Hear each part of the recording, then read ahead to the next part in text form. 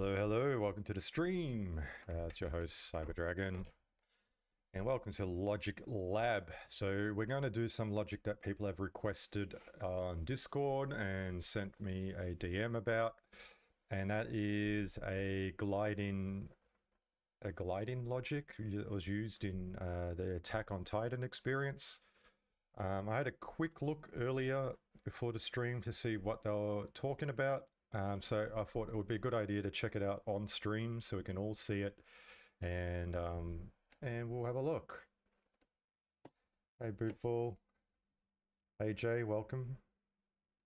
All right, so it's this here.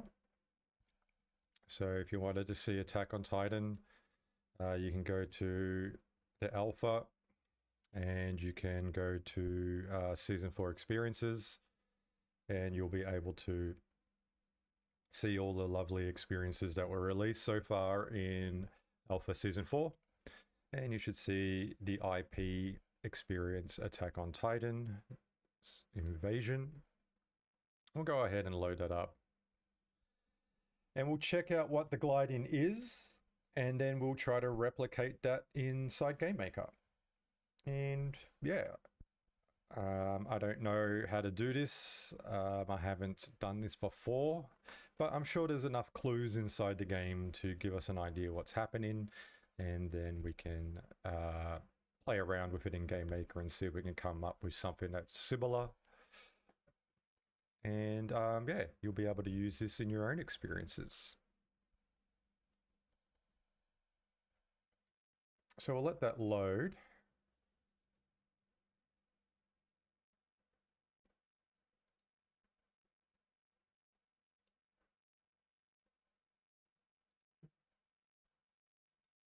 I think it's loading. Ah, there we go. Alright, there should be some sound to it. So, ring walls protect the humans. This is a really nice experience. It's really good. Very immersive. Colors look great. The structures look great. Ah. Explosions. Very good, very good. I've already done this quest.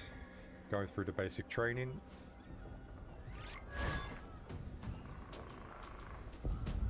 Alright, we'll just skip through this. I do recommend you playing it yourself. And we're basically going to do the cannon setup. So you can push E. Oh, there's the floaty arrow. Asset that I made basic from the cooking simulator. Alright, so far so good. I think I gotta push E at the target over here. Awesome. How about this one here too? Alright, nice. And that's the gliding thing that was being referred to, I believe. Alright, now to the next part. Whoops, over here. Almost there.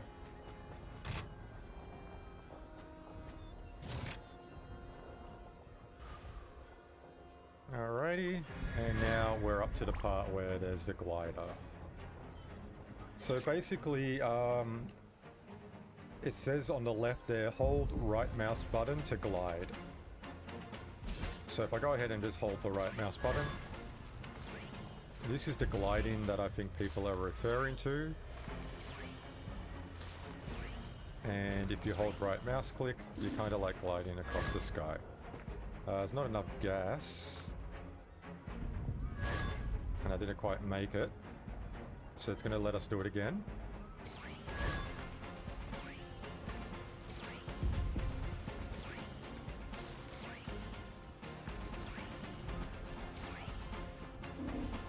Alright, so far so good.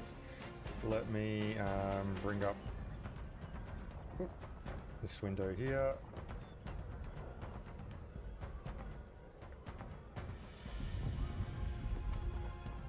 All right, so holding down right click gives me the glider. So what's happening is you can see that I'm sliding.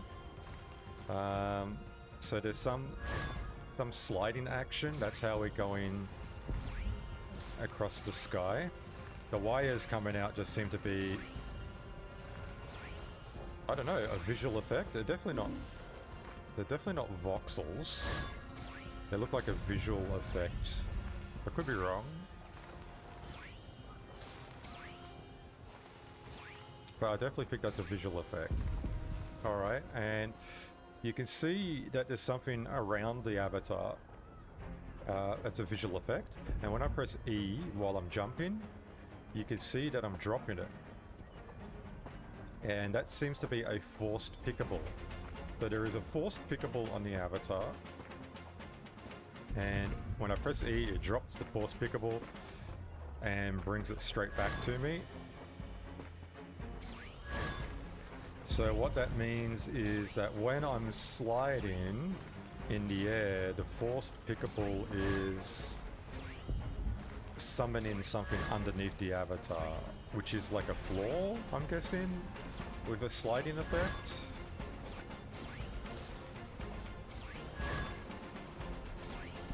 I can jump and right click to get as high as I can. And yeah, I think that's what's happening here. So there is a forced pickable on the avatar. And when I press E, it drops it. And then when I hold right mouse button, I think it's teleporting me somewhere.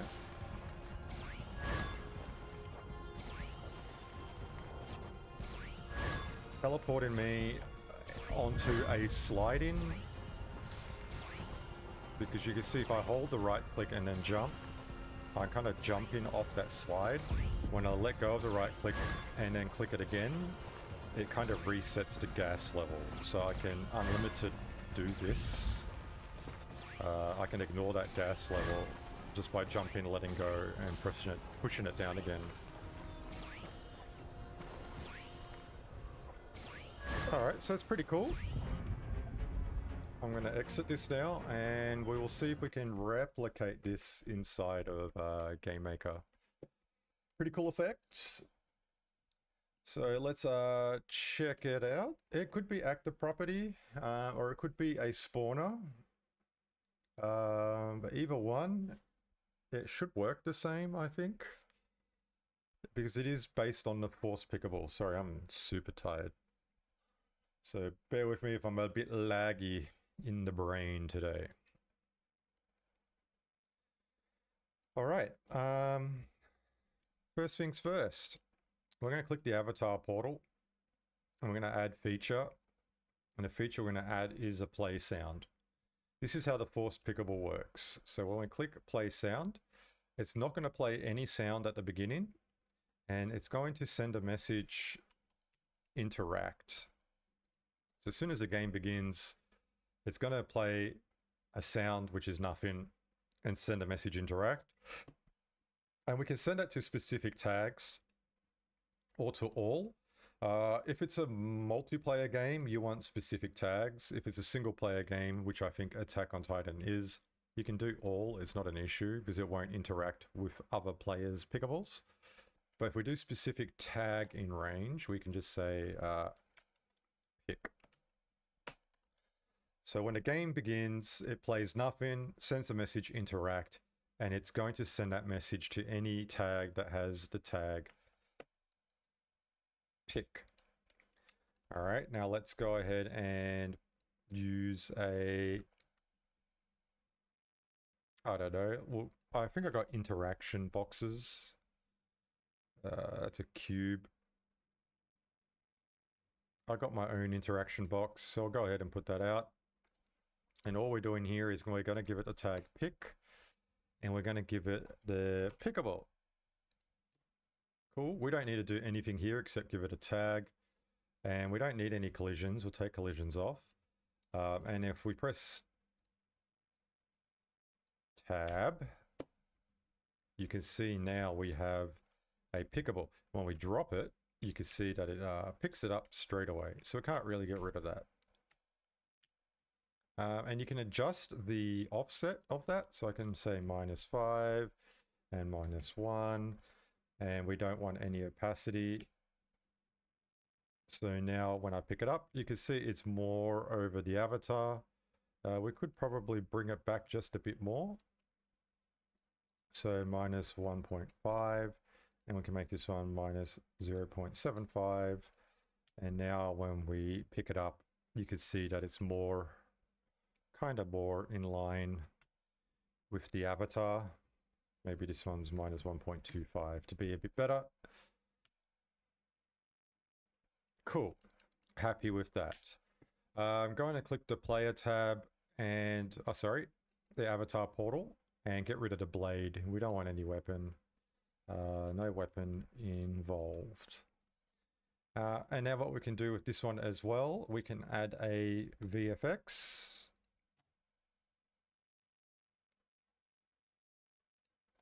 And here we can make things, we can make it invisible, is pickable. And now you can see we got a visual effect going around in there. We could probably pick something else. Is there like a geometry one? There we go. So we got geometry maker. We can say shape scale, and we can say 0.5 by 0.5. We could have a position offset, so maybe 1. And we could probably get rid of the, I think it's the particles, and make that off. And now you can see we're a bit higher with our visual effect. And now when we click play, you can see we got a round ring around us, which we can then drop, but it auto picks up. We probably want to get rid of that glow as well. So the highlight, we'll get rid of the highlight. So it's just the rings. So that's the rings with the visual effect and a forced pickable. You can see that is similar to what we saw on Attack on Titan at this moment. Cool. Let's continue. AJ says, if you don't mind after this, can you show me how to use the NFT identifier? Okay, I can probably do that. What do you mean by NFT identifier? So we do have a few different NFT components. And if you mean like, let me just go ahead and bring that up quickly. So if I type in NFT here, we have NFT sensor, we have NFT details, and there's also NFT image if we use a frame. So I'm guessing we're going to look at the NFT sensor, so you can't get through a door unless you own a particular NFT or something like that. Let me know if that's the case. Curious, how do the glide with slide? Yeah, perfect. All right, so we've got our first bit, and that is the pickable, and that's with the visual effect. So you'll need to set this up in order to get that part working using the play sound. Now we're going to set up, I'll save this first. Then we're going to set up the right mouse button to activate something in the rule system. So we'll do that next. Excuse me. All right, let's set that up.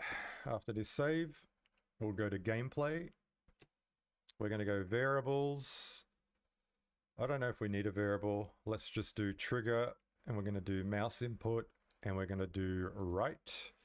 And we can say R down for right down, and let go is right up. So we're sending a message on pushing down and sending a message when we release it. All right, so when we right click, we're going to do the R down message. What we can do here is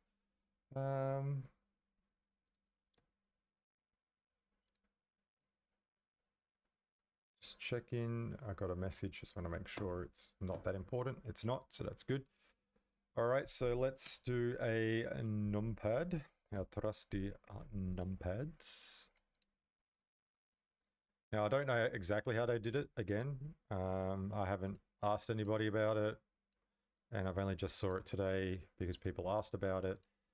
But we can kind of break it down and make our own version. So if we have here a teleport, so we can have R down to teleport, and we're going to teleport here on top of this asset. So let's see. Oh wait, that's not going to work because it's not attached. So we're going to have this one as main holder. And here we can have main holder TP. And we go to our hierarchy in the bottom left corner. And we're just going to put the TP onto the main holder. So when we bring this down, so now when we teleport, it's going to teleport us just above our pickable. Cool. Now let's bring out a, I don't think we have a floor. That's too small, this one. This one is, yeah, we could use this. Let's do this one. It might be a bit too big, maybe. I don't know. Let's have a look at something else. What else can we use? Basic assets. This one might be a bit better. Yeah, maybe. Maybe. Let's check it out. We're going to add the slide. And I don't know if the slide works at the back of the asset or not.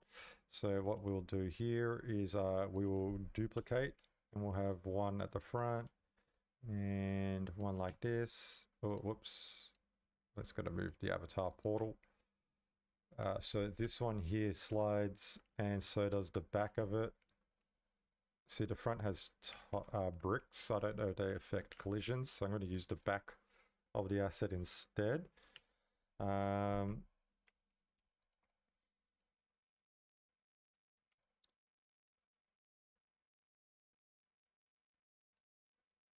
Something like this, and it might be, I'll get rid of the snap, doesn't work in this case. It might be an actor property that does toggle this on and off with the, so if I make this invisible but keep collisions, no collisions, and then we'll have a slide as the tag. And what we can do here is we can duplicate the TP. Actually, we don't need to duplicate. We can just add an actor property. And what we can do here is with R down, we're going to add collisions to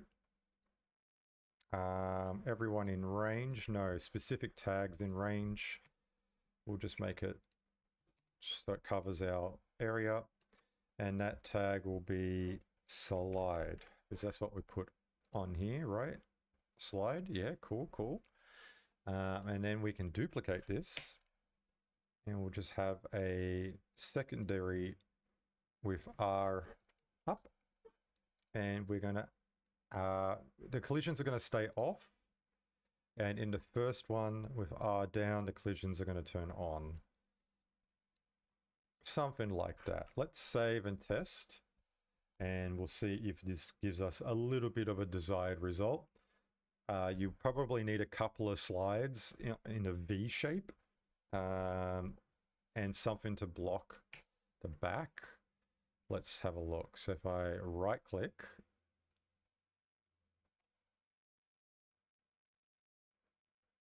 nope. So no sliding, and it looks like it, when I'm holding right click, I can't move, which is fine. Let me see what's going on here. So we got R down,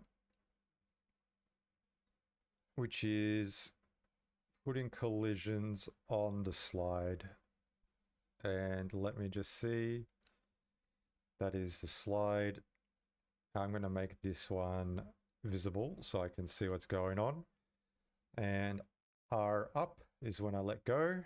It's going to make the slide have no collisions, and this one is going to have collisions.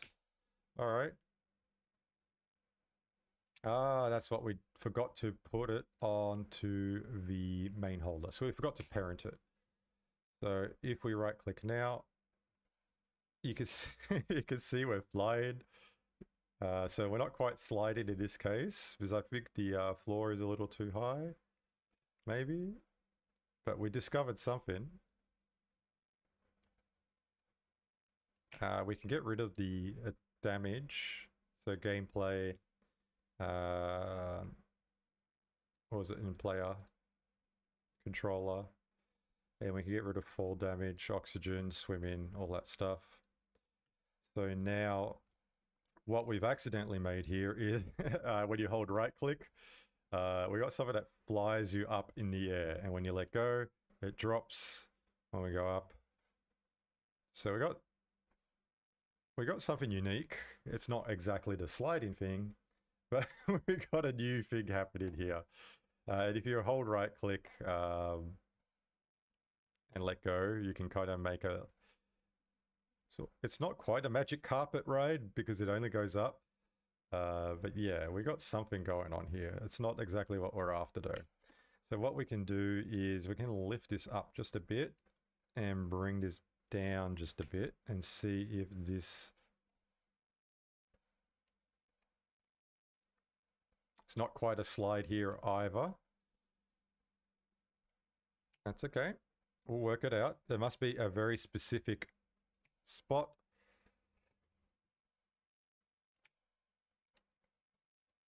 Or I'm doing it completely wrong. Like I said, I have no idea. I'm just working this out as I go. And it's not... It kind of is. Like when I let go, it slides.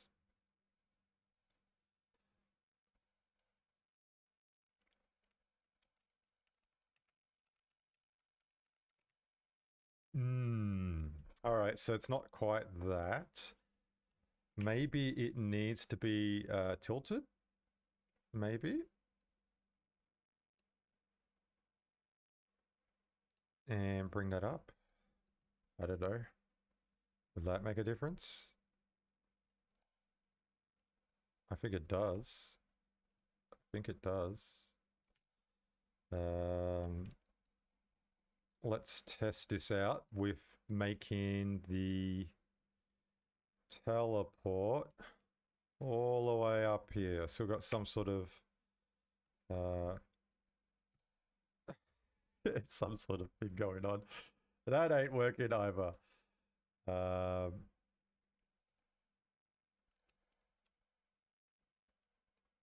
So even though we're a little higher, it still falls. It doesn't quite give us the ground. Maybe my thing needs to be a bit higher. I don't know.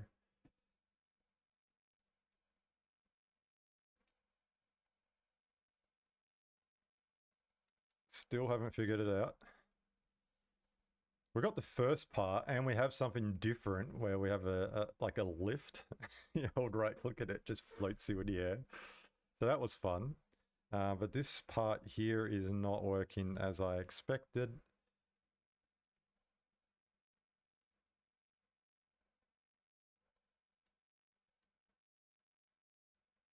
Maybe it's a combination of both. So maybe I have a flat surface. So when you hold right click,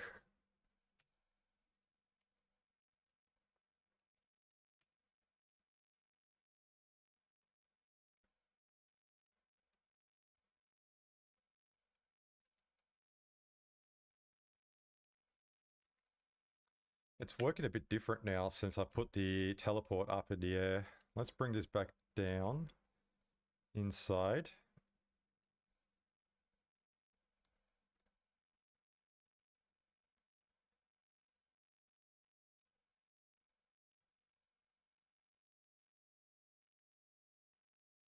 All right, so we've got something. We got something, but it's not quite it.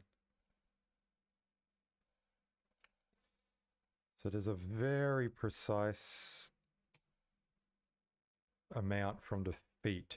So if I do it too high up, it goes up quickly, and if I do it too high, too low, it sinks quickly. You can see here it's almost perfect. It's still going up just a bit. So where is that? Would this be? I just want to get to a point where it's not moving up or down. So let's make it as precise as we can. I think we need to do, there we go. So it's by the voxel, right? So if I do 69 instead of 70, teehee, you can see that it's going down. And when I do 71, you can see, okay, this one's also still, or it's very, very unnoticeable. So that will do. So you're going to have to adjust something there to make that work. And then we need something that slides, I guess.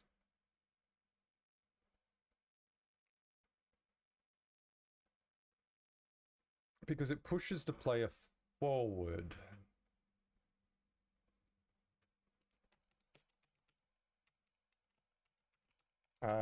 Let's check out the chat.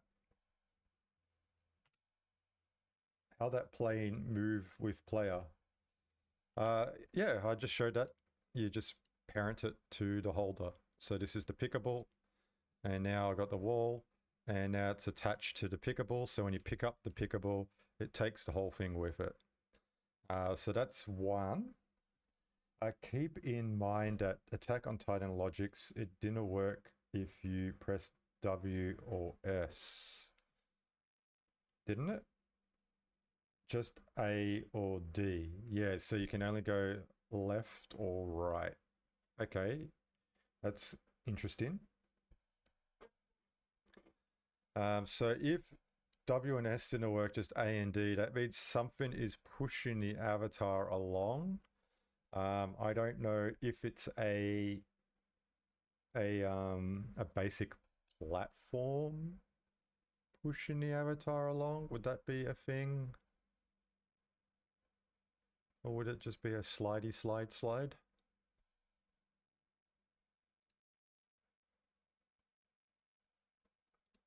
That's a tricky one.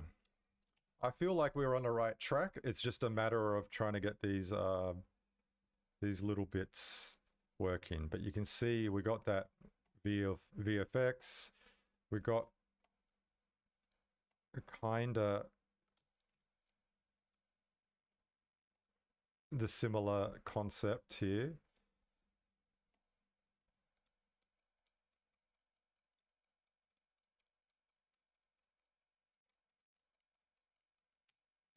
We just need something that pushes the avatar along. And since you can't use A or D, there must be some sort of sliding happening. So let's see if we can duplicate this and kind of give it invisible.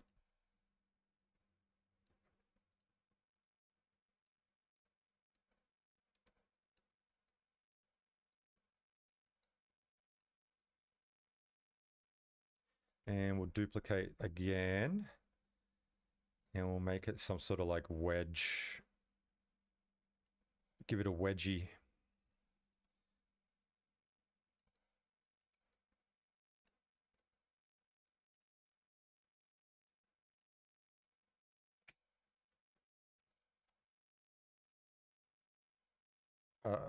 Okay. It's it's moving forward. So when I hold W, it's kind of moving forward. And when I press the A and D, it's we're kind of doing something. But I think we're not quite there yet, but we are moving forward, but we're not sliding. So I have a feeling this is the right direction. Oh, there we go. This is not it, but it's pretty good.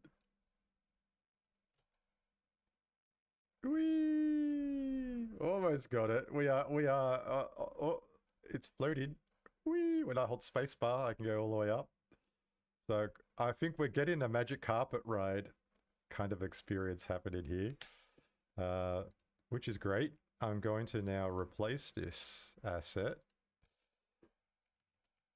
with a carpet, because why not?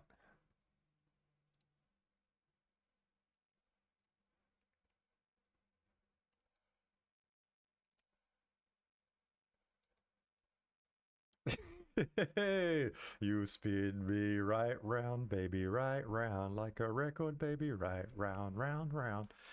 We are approaching the correct way, but we got now a flying carpet that's out of control. But we have something. We are something. Whee! All right, so we've got an out of control, a drunk flying carpet. So this flying carpet was covered in booze at the pub, and the owner's like, "All right, let's go. We need to go back to the palace to keep Jasmine happy. She doesn't like us staying out too late." And hop on the carpet, and the carpet's like, "Whee!" So not quite there, but it is approaching. So let's adjust these values a bit. I think we're going to get it eventually. It's just a matter of yes, holding W moves it forward. Whee! It's pretty good. Kind of like this.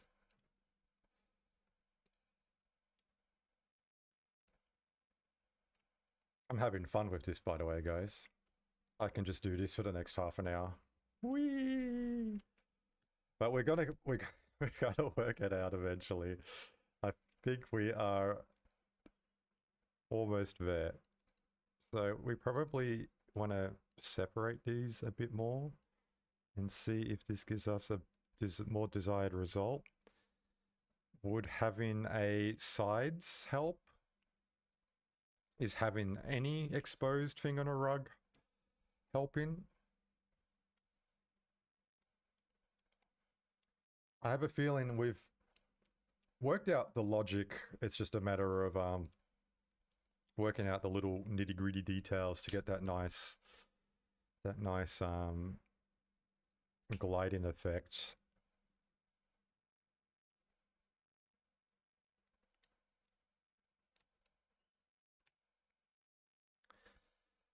And because we're rotating, it's also rotating the whole thing, which is why it's spinning us in circles. And I don't know if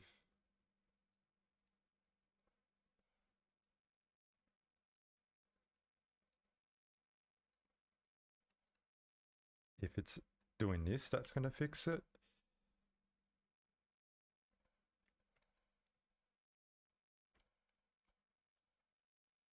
Well, we got something. I think we got a good clue of where it was where it was made.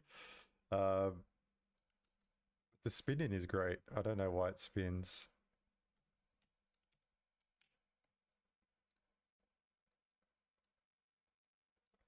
I'm going to add a couple of more walls. So I'm going to duplicate this and we're going to rotate it.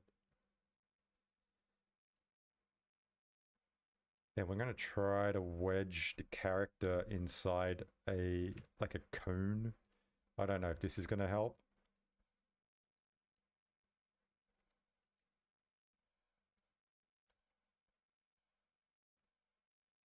Yeah, kinda.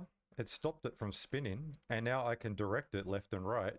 We have a flying carpet that we can control.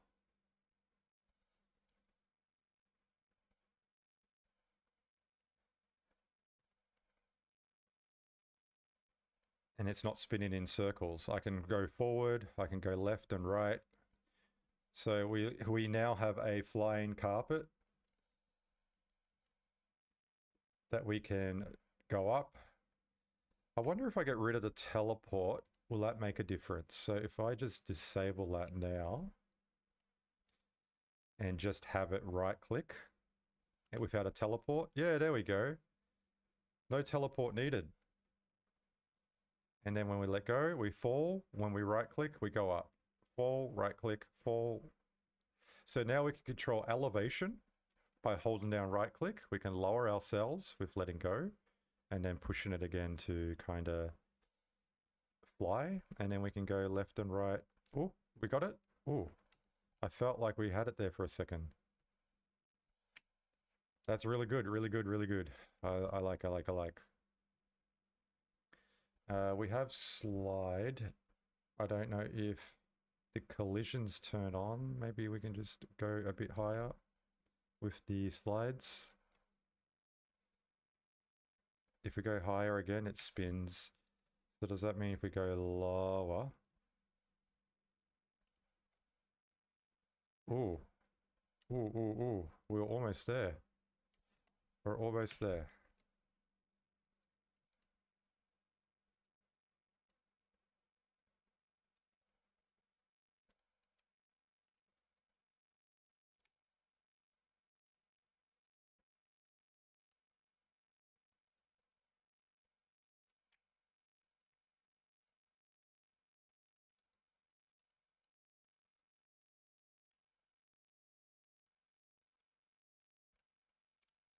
Maybe these need to come a bit closer. Let's just wedge in the middle. We have the slide and we need to make sure that these are applying the right things. They are. So we don't even need the teleport. It's just a matter of working out the little details on the positioning of these sliders. And it could be the angles as well. I could have the wrong angles. It could be that finicky.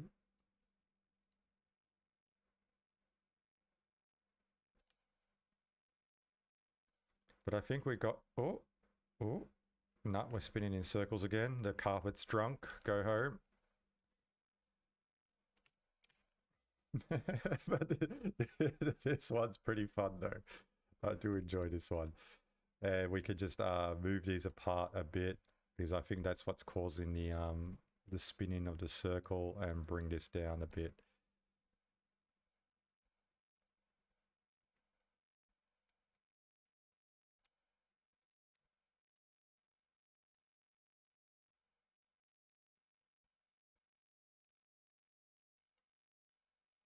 It's something like that. And I reckon it requires a little bit of practice. Now the question is there a basic platform pushing Avatar from behind to kind of like give it direction? But when it does that, it needs to push the pickable? I don't think that works, right?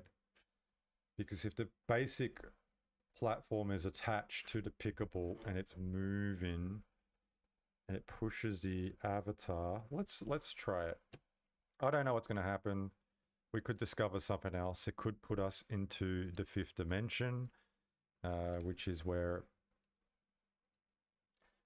I don't know what's in the fifth dimension, but we can discover it and then claim it as our own.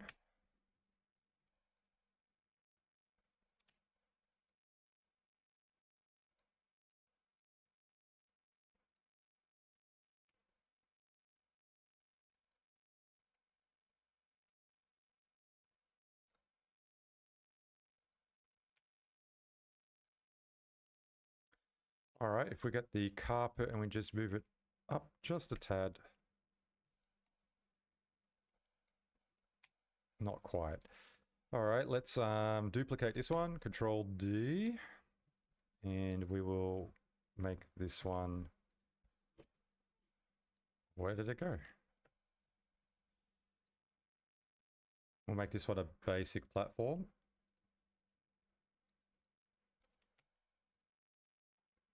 And we'll push it down -5 and 0. We don't want any wait duration, and we'll just make that 1.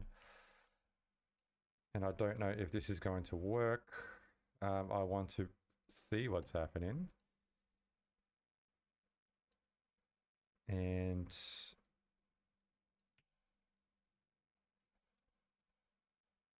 no, so it just goes through us.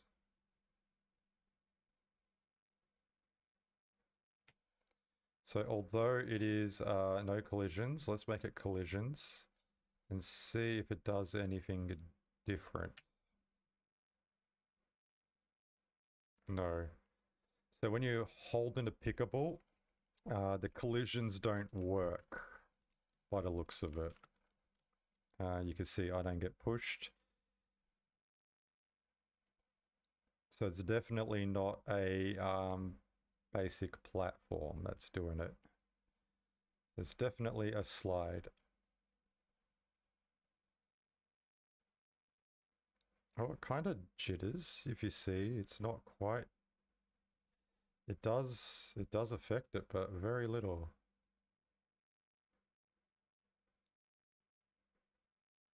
But it wouldn't be the it wouldn't be what's happening here.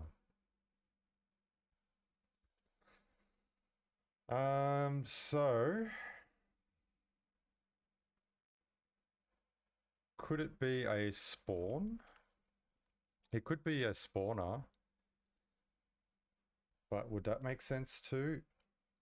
So if we had a asset spawner underneath, you teleport up, it spawns a sliding wall underneath, and then you kind of floating. Would that work? Would that make sense? That could be a thing too, I don't know. But we could have an asset spawner.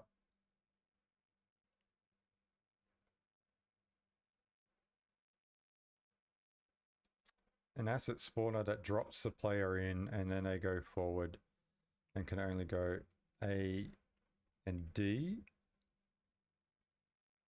It's definitely something like that. I can't get it exactly, guys, because it requires a lot of refining and testing, but this is the clue that you need in order to make a thing.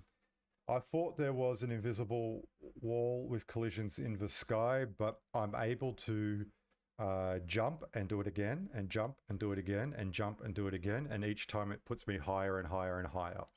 So it means there isn't an actual wall that's permanently there. It's something that gets spawned underneath the player after the teleport occurs. If it was an invisible wall in the sky, it would always be the same level.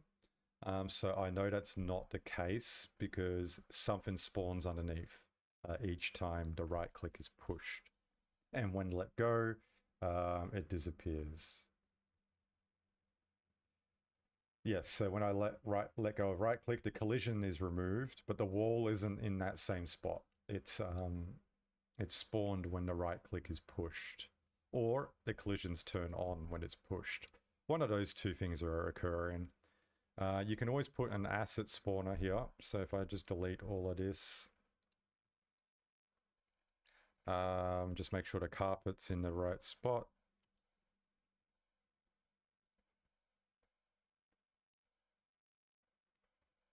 Okay, well, this is working without any slide. Do I have a slide on the carpet? Maybe this is what the issue is. Maybe I have a slide on the carpet and it's not supposed to. Maybe that's what's ruining it all. Okay, well, the slide on the carpet is the thing that makes it float. So it's definitely got something on here.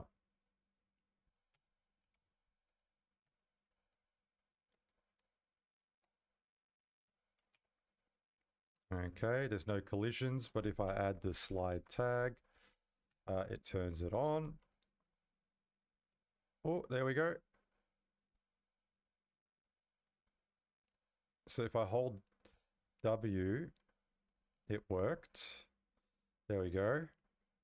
And if I hold A and D, I am now moving left and right while holding W. If I let go of W, I start spinning in circles for a bit and then start floating down. And you can see the carpet's not quite touching the feet. So maybe I just need to bring it up a bit more.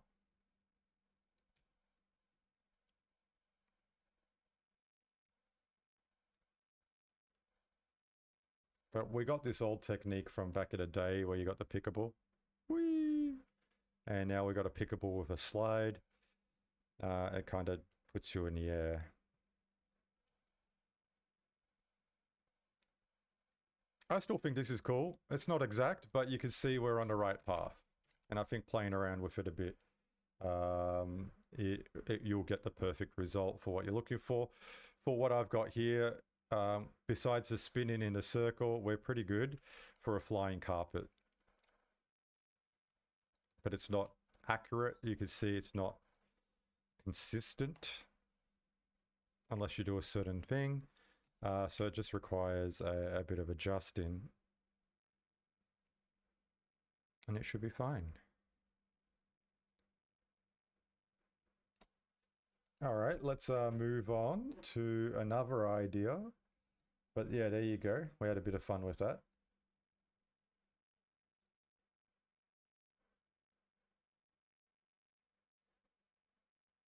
All right, so let's check the use of the NFT identifier from AJ. So I'm guessing you just wanted to check on how that works.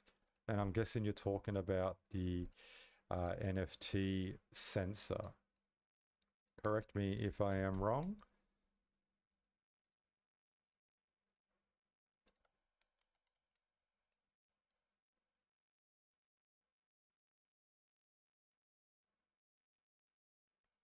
Perfect.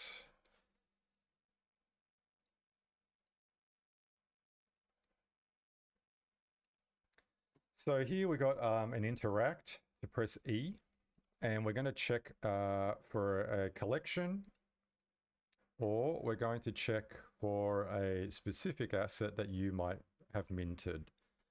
We will need to, I think this one here requires a link to the asset. So let me go ahead and bring up my Sandbox account. Loading in now. We're going to click wallet to see my wallet and the assets that have been minted. We could do, say, crown. This is an ancient crown that I've minted.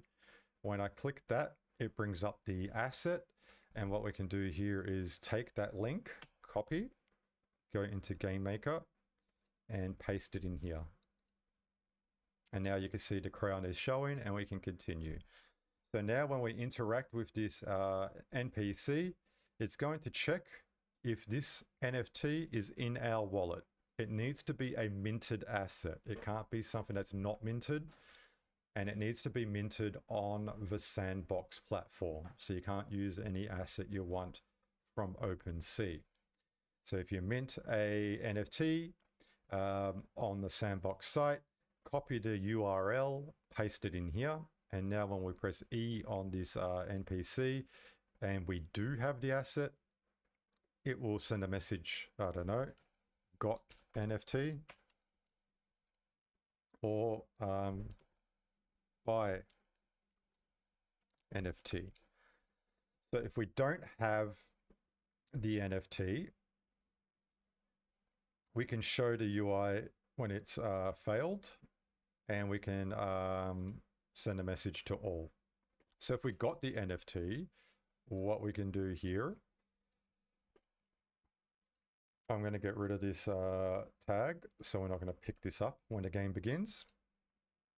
And here we can have a teleport, and this teleport would be got NFT, and we can say got NFT for the name.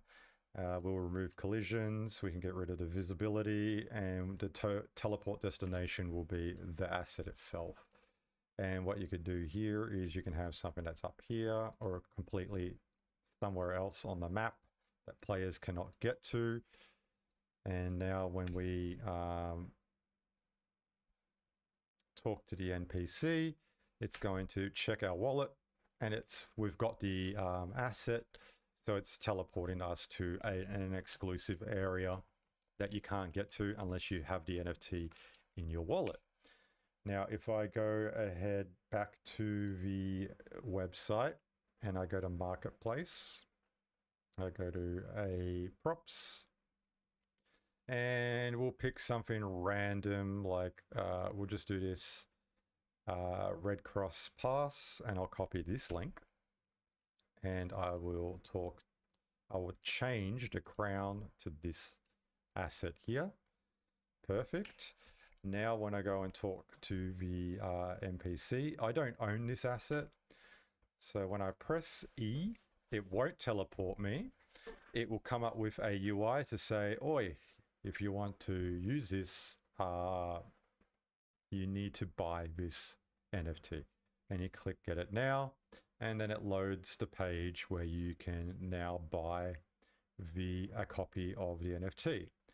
Now, I would be mental to pay this much money for it, but it is what it is. I will not be purchasing this, but if you were to have an NFT that's exclusive to your asset, to your experience, then you can mint a whole bunch of assets and then have people get directed to your shop to purchase that NFT if they wish to enter an exclusive area. Hope that makes sense. All you need is just to copy the URL.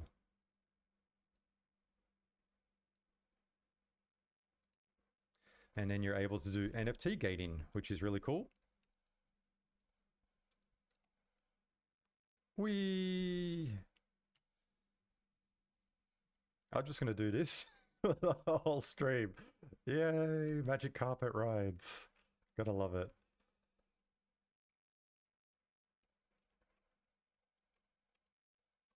So you can right click and spam jump to get higher as well.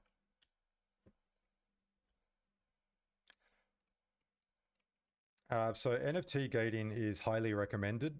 You want to kind of try to monetize your experience, microtransaction-ish kind of system. So there's financial incentive for you to sell NFTs. There is benefits for players to buy the NFTs. And there's more content for players if they do buy the NFTs to explore something or get some sort of benefit in your game. And then everybody is getting something for it.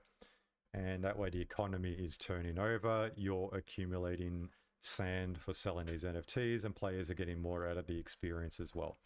Try to avoid pay to win scenarios where you might have a game where it's a fighting game or a battling game, and you don't want to make a player overpowered because they've bought an NFT and the other players that haven't is just going to get smashed. It's not fair for those players that are playing without buying your NFT, and they will have no interest in staying in your experience if it's just purely pay to win. This is from previous studies and previous games that have done this in the past by AAA studios and all sorts of things. So learn from their mistakes and learn from the feedback that players have given and how they felt about these systems in the past, and kind of like make it a middle ground so you don't upset your player base when you're trying to do monetization and keep an interesting game at the same time. So you asked another question. If we monetize our experience, mean we can earn from that experience? Well, this is a form of monetization because you're giving a benefit or something extra to a player if they have this NFT in their wallet. And if they don't, they'll be buying that NFT if they are interested. So you've created a monetization system. So you've got something to give you sand in exchange for a benefit for the player.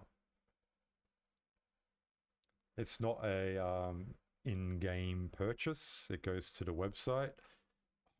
Hoping in the future we have in-game purchases directly, but there are limitations and roadblocks when it comes to law and crypto around the world. So that's why it's not implemented in the sandbox right now.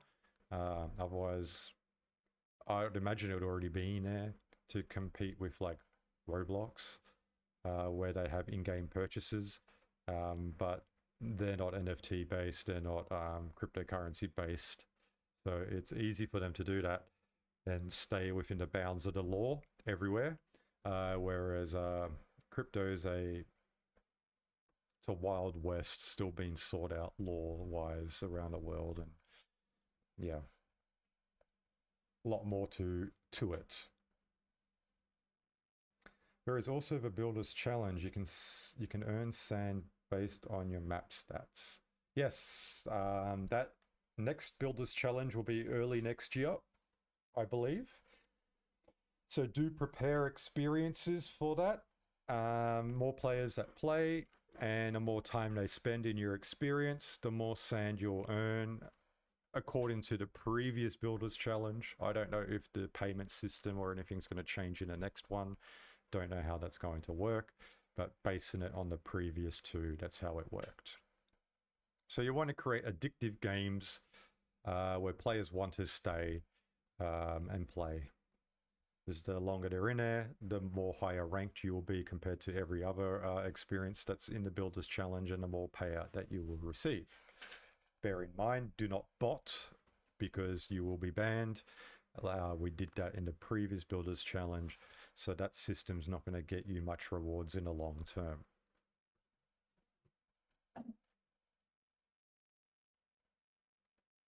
Cool beans. Anybody else want to know anything in particular? Are you entering the game jams that are ongoing at the moment? Do you have any logic that you're stuck with or would like to know more about? Is there a question that you want to know? Let me know now, or forever hold your peace.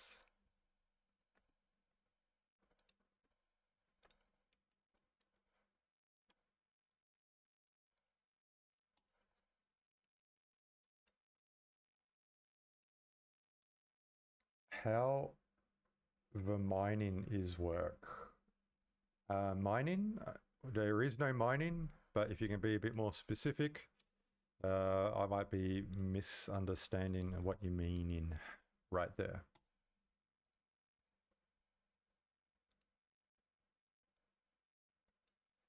Good morning, Paul. How does continuous add math rule work? Good question. Let me bring that up. We're going to create a variable, and that variable will be a global or local, doesn't matter in this case, to show you, and we'll just call it number go up. We're going to create a player join and show HUD. So when the player joins, the message HUD gets sent, and we want to display our HUD, and we want to show, we'll show it up here, the number go up.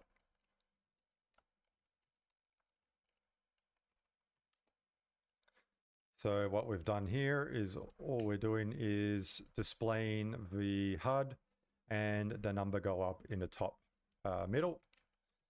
And now we're going to add some math rule. What we could do, because when the player joins, it sends a message HUD. It can trigger the HUD, but we can also trigger the add continuous rule. So we'll go ahead and just put that in here. Now it needs a time variable. So we're going to go ahead and click a time variable. If it's a global time variable, that timer will be for everybody, and everybody has to share that timer, and it will affect everyone. If you want the player to have their own continuous number that toggles on and off and has their own value, then you'll need local. We'll do local in this one, doesn't really matter. And we'll just call it timer 1. So this is the timer. And the duration here is how long we want the timer to go for. So if we do 1 second, what we're going to do here is we're going to pick a variable, which is our number go up. And what we want to do is change the value. So the value here is 1. And the minimum value it's going to start from is 0. And maybe we don't want it to go up higher than 50. We'll just put 50 there. So once it reaches 50, it will stop. And what we've done here is we've told it we want it to go up 1 every second. So 1, 2, 3, 4, 5, and it'll do 1 per second. And the way we did that is the duration. And the value change is 1. So every 1 second, the duration, the value is going to change by 1. If we have 10 here, every 1 second, the value is going to go up by 10. So let's check that out. You can see every second, the value is going up by 10.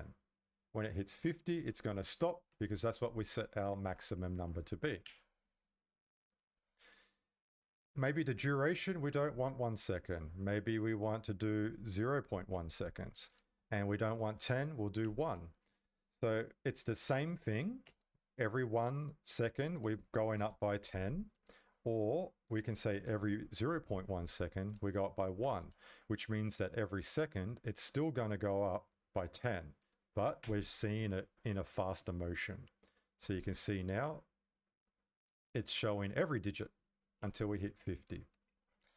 And so what we've just done here is saying that every 0.1 second, we want to add 1. And we could do 0.1.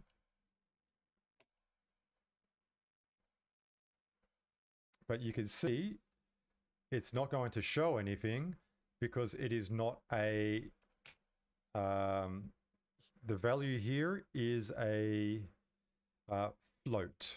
So if we go to our variables, we have number, which is whole numbers, and then we've got decimal number, which is a float. So we need to create a float, and we can just say float. We can make that local. And what we're doing here is instead of saying number go up, we're going to do float because we don't want whole numbers, we want decimals. And then we just need to change the number go up to show the float. And now when we do tab, we should be able to see number go up. But again, if we go to our variable and go to float, our formatting is just whole numbers. We want to actually see the decimal spots. So if we go to our decimal spots and click tab, you are now able to see it go up by decimal points. And you could change that for whatever you want. So every duration, I could say 0.1, and I want it to go up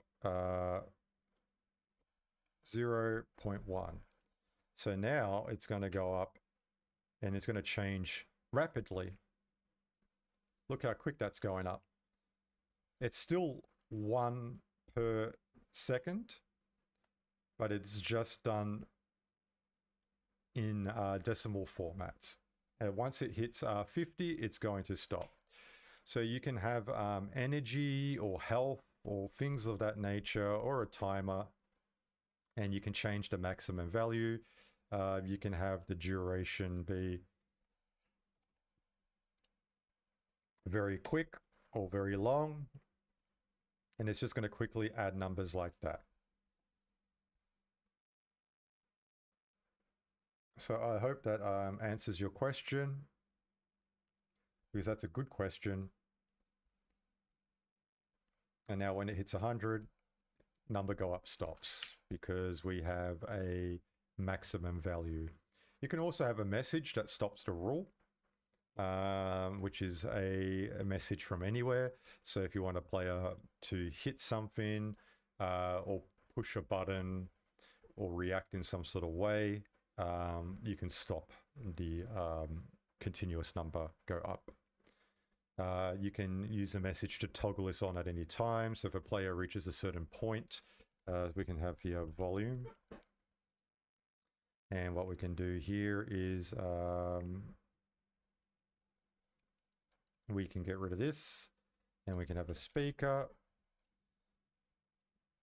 And when we press interact, we can send a message volume. I was going to use a volume, that's why I called it volume. But you can see now the continuous thing won't begin until we talk to someone to send that message. And now we've got number go up continuously. So all you need to know is you got to create a timer for it, and that timer cannot be shared with any other rule while it's running. So for each thing that's running independently, you need to have its own time. And that's it. All you need to do is just set up the time, and that's it. And then the duration is how often do you want the number to change. 0.01 is how often I want it to change. What number do I want to change? Whichever number that you selected, the decimals or the whole numbers. And then what value will that change at what duration? So every 0.01 seconds, it's going to change by the value of 0.1. And I can have it so when it hits 20, for instance, I don't know how quick it's going to hit 20, but let me go over and talk to this guy and see how quick it does. So it's going to be pretty quick. And then it stops at 20. What I can do, it's probably not relevant, but I'm going to show it anyway. We can compare numbers, and we can compare numbers constantly.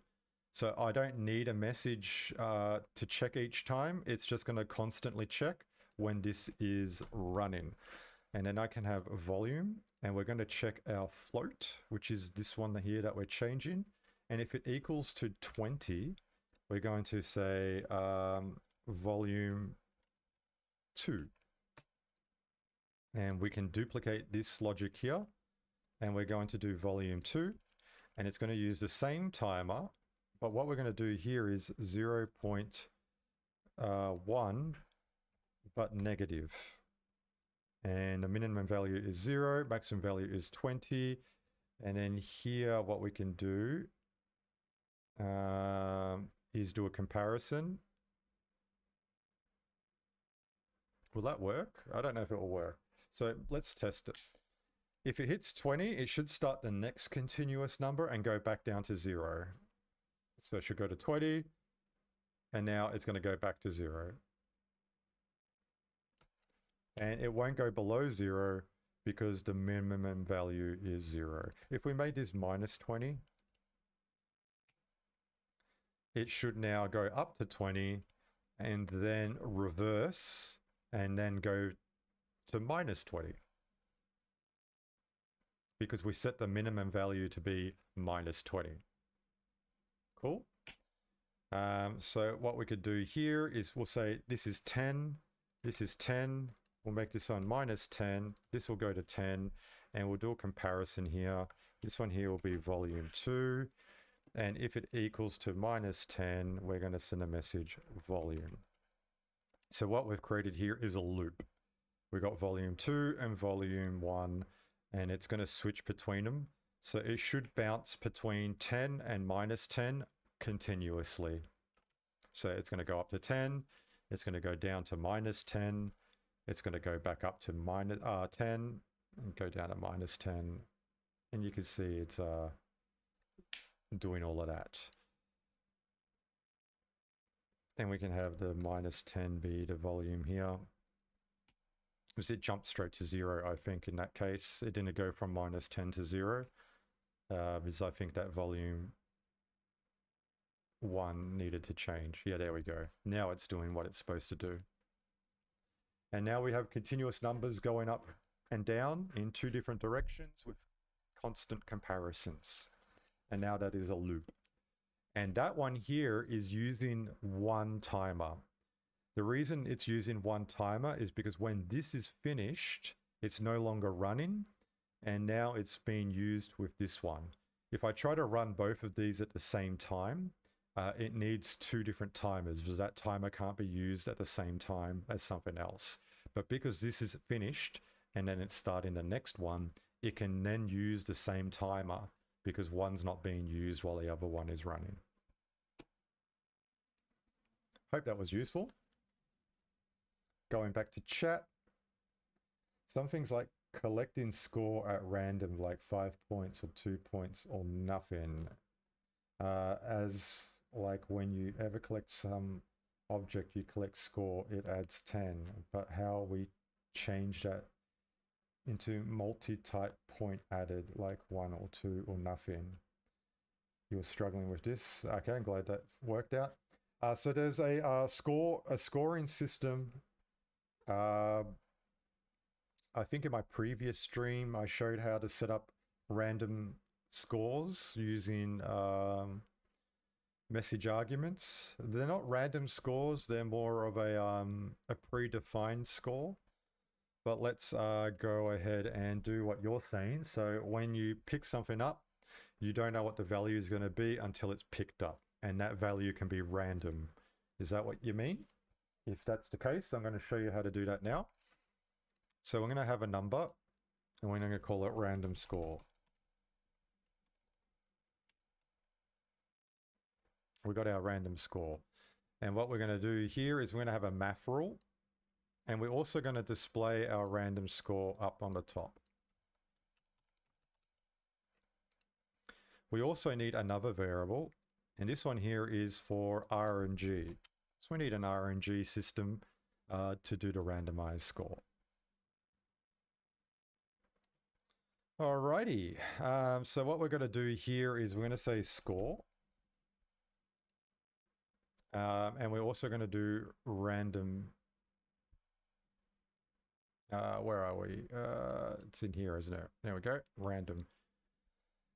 So we're going to go RNG. And we're going to do between 1 and 5. And we're going to store that in RNG. So we're going to send a message RNG. It's going to roll a number between 1 and 5. And it's going to store it in the variable RNG.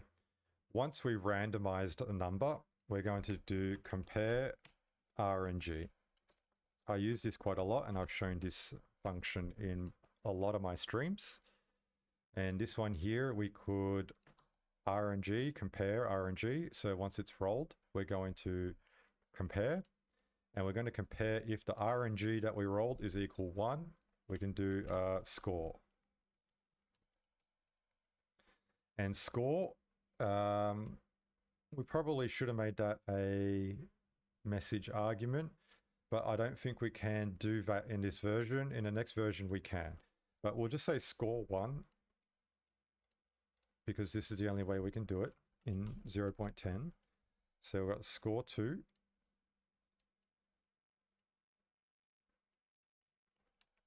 Score 3, and change that to 3.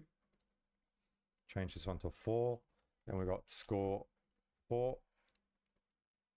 And here we're going to have 5. And it will be score 5. And depending on what is rolled, it's going to give different values. So here we're going to have score 1. It's going to give our variable random score. Or just score. We don't need a random score here. It's just score. And we're going to add a value. So if a player rolls 1, they won't see that, but it's going to add the value of, I don't know, 10. And we're going to store that in score. So if we rolled 1, it's going to add a math rule, and it's going to add 10 to our score. If we duplicate this, and we do score 2, we're going to add 20 to our score.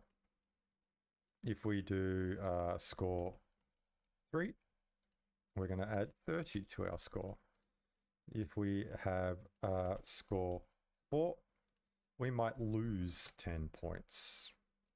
And if we do score 5, we could multiply our score by 2.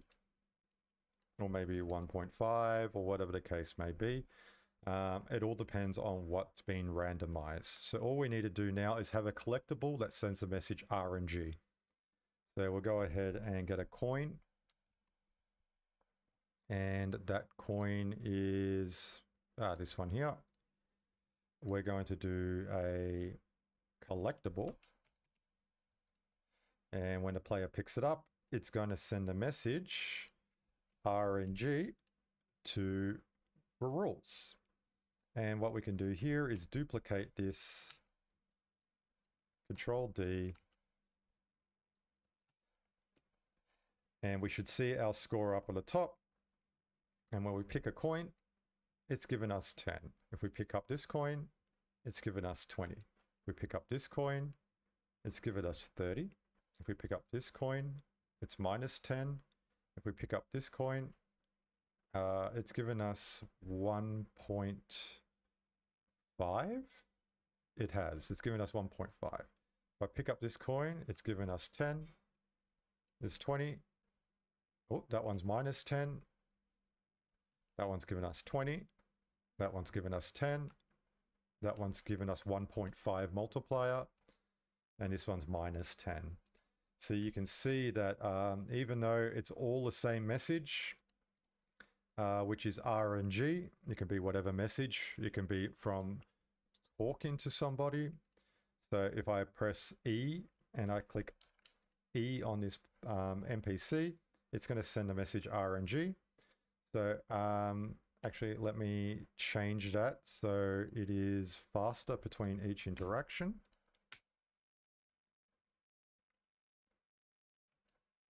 And now when I press E, it's given us a randomness. It's picking between 1 and 5, and it's given us the value depending on the randomness. So that's how you do it. And you could change these math values to be whatever you want. You can do multiplication, multiplying. You could do subtraction, division. And all you do is just change these values here, as you can see what I've done here. And if the more options you want, it's just basically adding more math. So you can do between 1 and 6. So you have different, more different stuff. So you go here, score 6. And then you just add another math rule, score 6. And now I can multiply by 3. So every time I roll a 6, it's going to multiply my score by 3. But that's how you do that one. Now that's going to change in 0.11 because you can use message arguments in the rules system. So you don't need to have a multiple rules. So in 0.11, this can be a message argument. So if you roll a 1, it will send the same message on each one with different values that you define here. And then you only need one math rule. You won't need all of these. And that would be what it looks like in 0.11, where a message argument goes from here to here and a value is stored inside the message argument. So 0.11 allows you to have less rules in order to do the same thing. And it makes things a lot easier. But for now, you have to use the system I just showed. Any other things you guys want to know before I head off?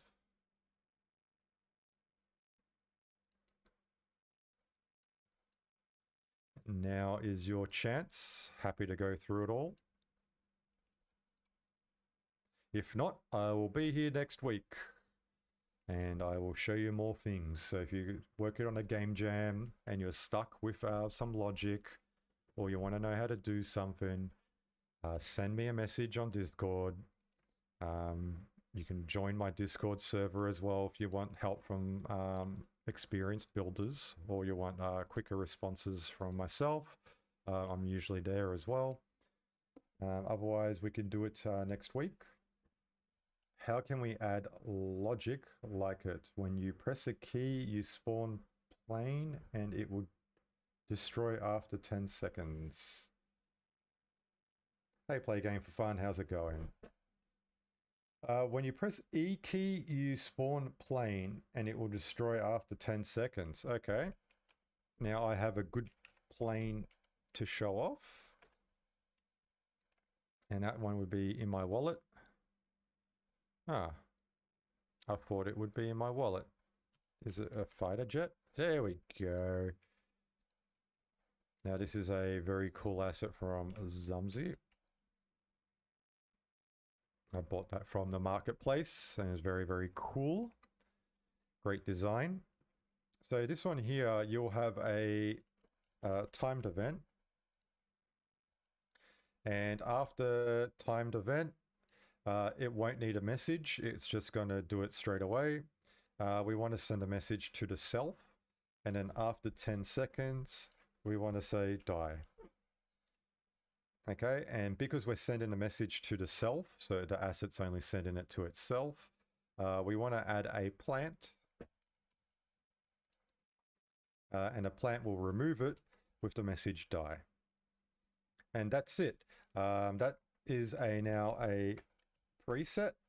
So we'll go ahead and save it as a preset over here. So we keep those settings. So now when we spawn this, it will automatically begin with a timer, and after 10 seconds it will disappear.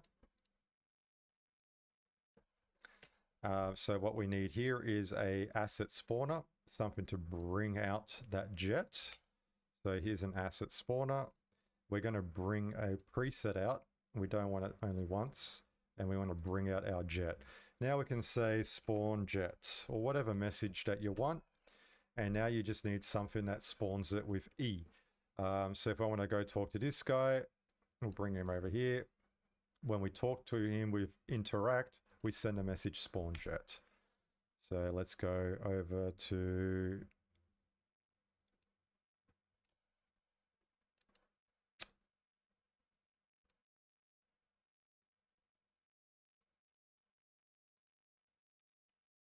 so I'm just now waiting for it to kick in.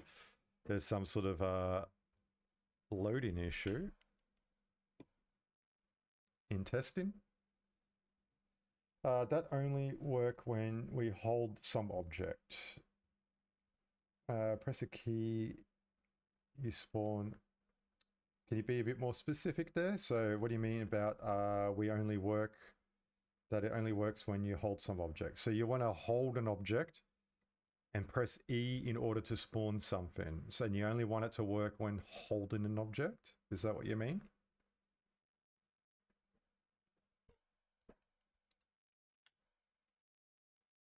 Perfect. Is this object that you're holding a forced pickable, like what we had with this carpet here? So will it be stuck on the player all the time? So if I press E on this guy, you can see we got our jet pop up. And then after 10 seconds, it should just die. Perfect, and it's gone. Now, if we have our forced pickable here, I'm going to go ahead and give it the tag pick. So we've got our forced pickable. So we are holding an object and it is forced. But if you want to press E, when you press E, it sends a message on drop.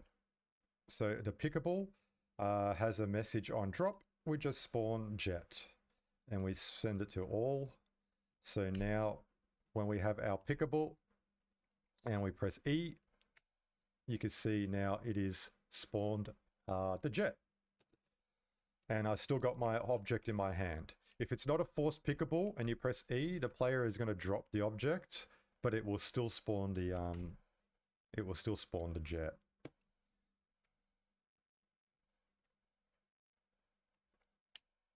Now, if you want to be fancy, we'll bring this over here. We'll bring our preset out. And what we can do here is we can change the timed event. So this asset here has no collisions and is invisible. And we can duplicate it. We'll make that visible. But we'll get rid of the timed event. We'll get rid of the die. And we will parent this. So we're going to go ahead and parent this one to that one. So when this dies, the invisible one, it's going to get rid of this one as well. And what we can do here is we can put like an advanced platform. So it can move, I don't know, we could say slowly it's going to move to, and then once it reaches the end, we could say 5 or maybe 10, and we'll move faster. And then we can do another one. That's going to be another 10, and it's going to be faster. And then we'll do another one, which then goes up in the air. And we'll have this one here go up in the air as well. And we can have this one go up in the air as well. So maybe something like this. And we can do one more. I'm just playing around here. And we can do something like that. And maybe we'll have this one as 12. So it's not so jerky. And now it should just fly away. I don't know how this is going to work. I'm just having a bit of fun. So we're going to go ahead now and save that as the preset. And I'll delete it. And we're going to test. So now when I press E, and the jet's popped up. And now it's going to fly in the air. It's not ideal, and you could probably make it a lot better. And then it's disappeared because it's taken 10 seconds, and after 10 seconds it's gone. Now I press E and spawn another one. But you get the idea, right? So now you can press E to spawn your jet. You can have one of them as a parent that's invisible, that will have the timer on it to die, and it will get rid of the jet that you can see. And the jet that you can see, it has the advanced platform, and you just go ahead and you link the whole destination to destination. So it looks like it's going to fly. And I don't know if look at destination makes a difference when it goes up that way. Let's see. Maybe it gives a better trajectory. No, it's going in. It's going sideways. So that doesn't work. But maybe it's because of that. I don't know. You need to play around with the offset and see how it works for you. But there's one way to do something like that. And it's not that difficult. It's just a matter of playing and refining. But once you understand the parenting and the message system and how you can get rid of things and spawn things, and how if you see a message being sent on drop, message being sent on pickup, and then you can send that message to wherever you want, to spawn things, to kill things, to collect things, you know, all that sort of stuff, to bring askers, questions, teleports, anything that requires a message. It all connects together. You just use the right behaviors and it all works out. But thanks for tuning in today, guys. Appreciate the questions. I hope you guys learned something. If you have any more questions, I'll be here again next week and we can go through it together and have a bit of fun. So enjoy the flying carpet, the teleport NFT, gating, the flying jet, the randomized scores. There's plenty that we did today. But thanks for tuning in, and I wish you all the best. Take care. Bye-bye.